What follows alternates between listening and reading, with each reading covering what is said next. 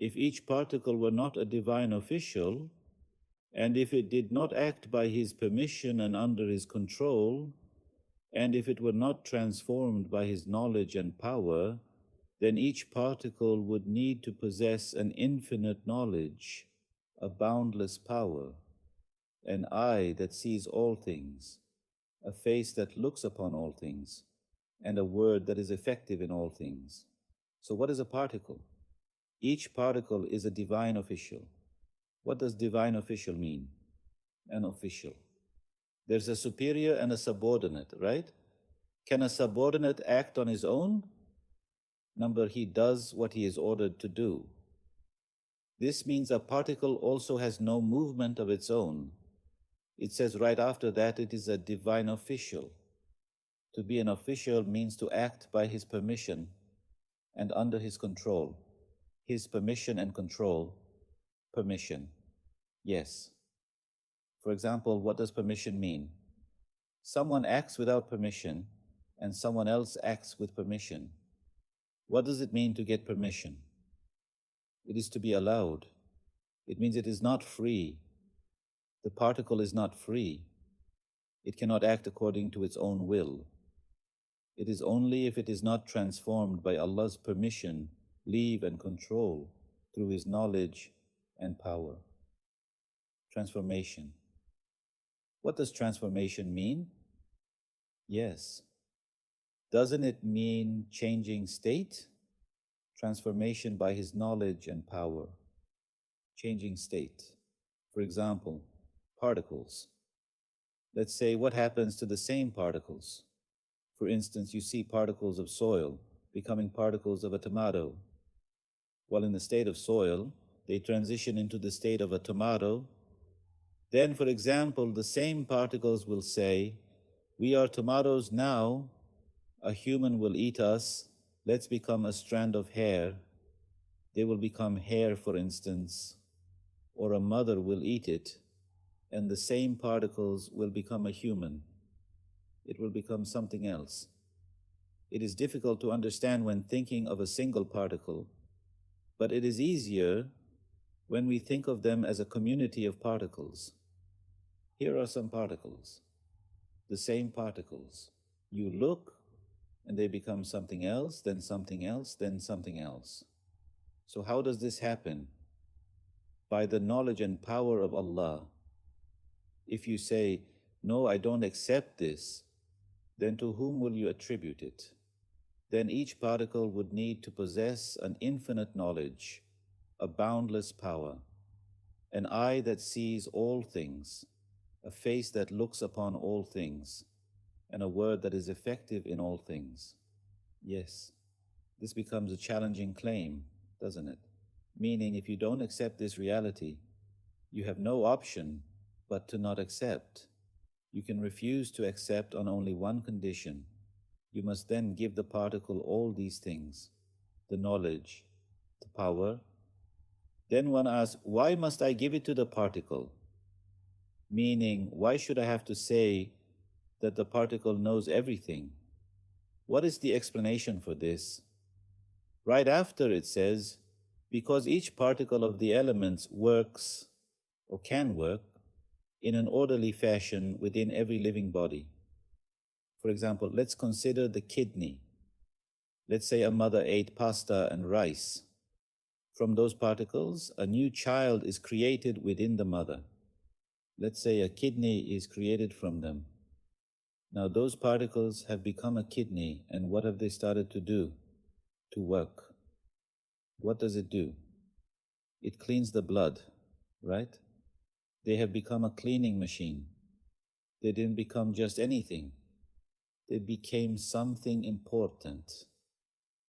Now, if these particles became this kidney by themselves, they would then need to know that the blood needs cleaning, how it should be cleaned, what kind of thing is needed to clean it, and how they should all come together. They would need to know all of this, right? Or you look, and the same particles become a heart, for example, thinking, a heart is needed for this human. It needs to know that blood must be pumped and know about the blood itself. How will it pump? You look and the same particles become a liver. What does the liver do? For instance, it secretes stomach acid. They do things to digest this food. You see, it is working there too. There is no empty space. Wherever you look in the body, the particles there are perfectly performing the duty of that organ. First, they gather to become it, and then they perform its function. Now, if you do not say that Allah makes these particles this way, then why would these particles become a kidney? Why a stomach? Why an eye? Where would they get this idea from, right? Then they must know this job. They must see it. They must comprehend its necessity, and they must perform it perfectly. Look, each particle of the elements works, or can work, in an orderly fashion within every living body. So what is needed for it to be able to work? The orders of things and the laws of their formation are different from one another. For example, when we say things, the eye is one thing, the ear another, the nose another, the brain another, the stomach, the intestines. The order, the arrangement, the laws of formation, the system of each is separate and different from the others. If their systems are not known, it is impossible to act. And even if it were possible, it could not be done without error. What does he mean? If their systems, their order, their arrangement are not known, one cannot act. For example, the particles in the eye must act according to the order and arrangement in the eye, but they have no knowledge of the eye. How will this happen? Right? If it is not known, it cannot be done. And even if it were done, it would not be without error. However, it is being done without error. Life goes on. The continuation of life shows that all work is being done flawlessly. Therefore, those serving particles either act by the permission and command of an owner of all-encompassing knowledge, and by his knowledge and will, or there must exist within the particles themselves such an all-encompassing knowledge and power. Either they themselves know, or they act by the permission and command of an owner of all-encompassing knowledge, by his knowledge and will, or there must exist within themselves such an all-encompassing knowledge and power. For instance, sometimes our tooth decays, right? A new tooth needs to be made. How many years does a man study to make one tooth? He goes to primary school, middle school, high school, university. On top of that, he receives a lot of training. He can't even place one tooth there by himself. Many people are involved, and that tooth is never like the original. Look, with all that knowledge, experience, and so on, he cannot even make an imitation of it. But look, we have 32 of them in our mouths. There is no comparison.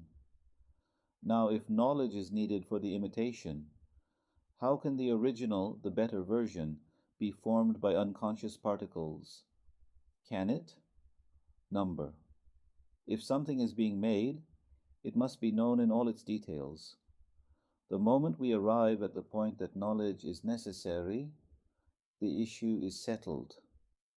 For example, when I was in high school, seeing the wisdom and artistry in the human being, I concluded, praise be to Allah, that it could not be without knowledge. Once you conclude that knowledge is necessary, then the atom cannot know. There must be someone who knows. This immediately becomes a very powerful proof, right? They act by the permission and command of an owner of all-encompassing knowledge, by his knowledge and will. So how do we understand that knowledge is necessary? It is understood just as it is explained here. For instance, let's say the particles in the liver, will now secrete acid. Why should they secrete acid? If they don't know that there is food in the stomach that needs to be dissolved, why would they secrete it, right? Could they do it without knowing which liquid will dissolve that substance? They have to know that it will dissolve that matter, but not harm the stomach, for example. It is not possible without knowledge. Or let's think about the particles in the kidney. Why would particles become a kidney? They would have to know that the blood is dirty and needs to be cleaned, right? That without cleaning it, this human cannot live. And for that reason, a group of particles must immediately become a kidney. I mean, why would it happen without knowledge? Even if they knew, it would still be impossible, but at the very least they must know. It cannot be like, we didn't know, we just somehow came together and became this. You look and it is the most perfect thing. It catches what is dirty, takes it, and throws it out without touching the clean parts, right? They pass through. It has to know one from the other. It has to be formed accordingly. Today there are dialysis machines. I don't know the latest version, but it used to be like a refrigerator. It can't even do what a tiny baby's kidney does, but it cleans a certain amount, maybe 10% or 20%, and the person lives on. Even about that machine, you cannot say it came to be on its own, right? Even for that, one must know about the blood, how to clean it, and so on. Only then can that machine be built, and a million times more perfect version is inside us, which an engineer would have to build. Yet our particles are supposed to come together on their own and become it.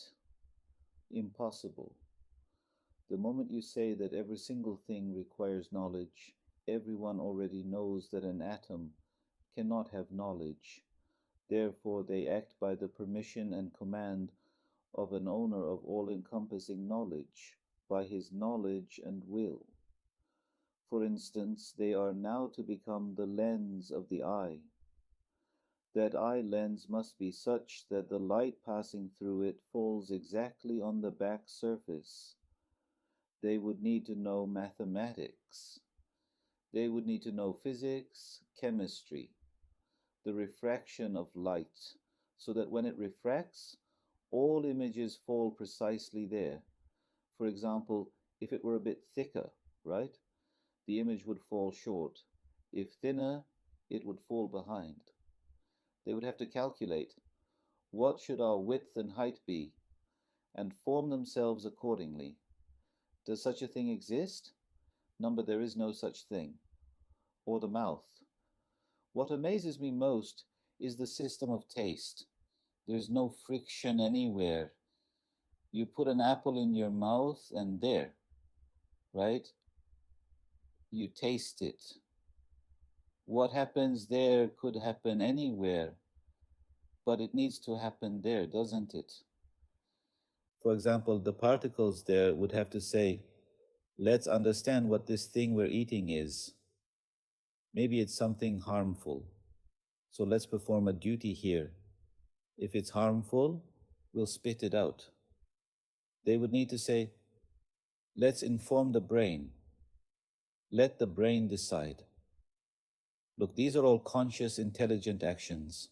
And conscious, intelligent actions are not random. They require knowledge. Now, does our tongue know these things? Right? In the same way, there is wisdom in everything. When we contemplate, there is wisdom in everything. Wisdom comes with consciousness, with awareness. You will either say there is someone who knows, or you will say matter knows. To say that matter knows, if you say matter knows, well, to say that takes audacity. That matter knows, the atom knows. How can an atom know?